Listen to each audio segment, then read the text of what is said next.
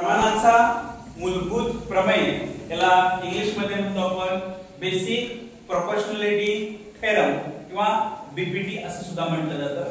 काय आहे या प्रमेयामध्ये तर या आकृतीवरून आपण सहज सांगू शकतो की त्रिकोणाच्या एका बाजूला म्हणजे या ठिकाणी एबीसी हा त्रिकोण काढलाय, याची बाजू आपण जर बीसी गृहीत धरली तर रेषा एल ही बाजू बीसी ला काय आहे समांतर आहे. म्हणजे त्रिकोणाच्या एका बाजूला समांतर असणारी रेषा उरलेल्या दोन बाजूंना, या उरलेल्या दोन बाजू आहेत एबी आणि एसी, या दोन बाजूंना दोन भिन्न बिंदूमध्ये छेदते डी आणि ई. तशी ती जर दोन भिन्न बिंदूला छेदत असेल तर या दोन बाजू म्हणजे एबी बाजू आणि एसी बाजू या एकाच प्रमाणात विभागतात. म्हणजे एडी भागिले डीबी आणि एई भागिले एसी. प्रमेय लिहित असताना आपण आकृती, पक्ष, आता पक्ष म्हणजे काय आकृतीत दिलेली माहिती, आकृतीमध्ये काय दिले आपल्याला त्रिकोण एबीसी दिलेला आहे आपण.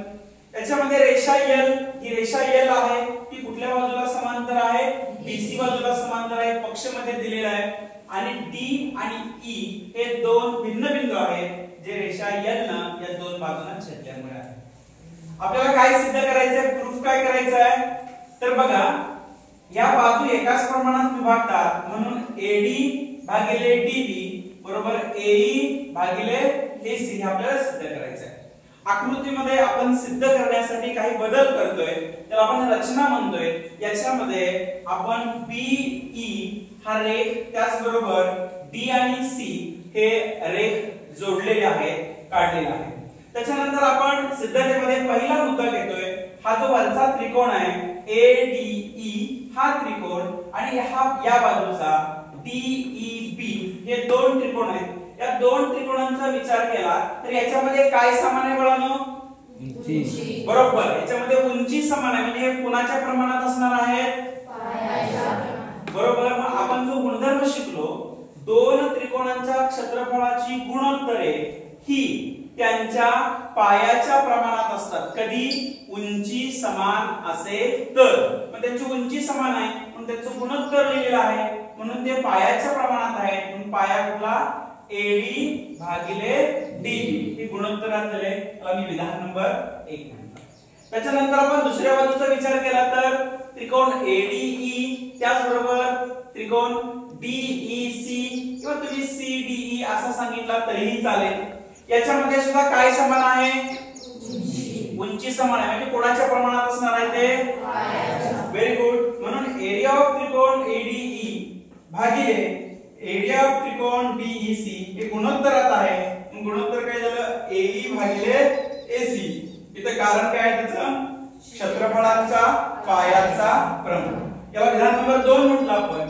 आता या विधान नंबर 1 आणि 2 वरून आपल्याला काय लक्षात येतं की रेषा एल ही बाजू बीसी ला समांतर आहे आणि याच्यामध्येच किती त्रिकोण तयार झाले दोन त्रिकोण तयार झाले. कुठले कुठले दोन त्रिकोण तयार झाले एरिया ऑफ त्रिकोण डीई बरोबर एरिया ऑफ त्रिकोण डीसी. या दोन्ही त्रिकोणामध्ये काय समान आहे उंची. व्हेरी गुड, उंची समान आहे. आपल्याला विधान नंबर 3 म्हणतो. आता आपण या पहिल्या दुसऱ्या आणि तिसऱ्या विधानाचा जर विचार केला तर आपण काय म्हणू दोन त्रिकोणांच्या क्षेत्रफळाचं गुणोत्तर विधान नंबर 1, दोन त्रिकोणांच्या क्षेत्रफळाचं गुणोत्तर विधान नंबर 2 आणि समांतर रेषेमध्ये तयार झालेले दोन त्रिकोण विधान नंबर 3 वरून असं लक्षात येतं की याचं जे गुणोत्तर आहे ते एडी भागिले डीबी म्हणजे क्षेत्रफळाच्या पायाच्या प्रमाणात बरोबर एई भागिले एसी हे विधान आणि 1, 2 वरून. आणि हे जर बघितलं तर यावरून आपला हा जो प्रमाणाचा मूलभूत प्रमेय आहे हा सिद्ध होतो की त्या त्रिकोणाच्या दोन बाजू ह्या एकाच प्रमाणात विभागलेल्या आहेत. याला आपण काय म्हणतो प्रमाणाचा मूलभूत प्रमेय. समजला कसं आहे ना.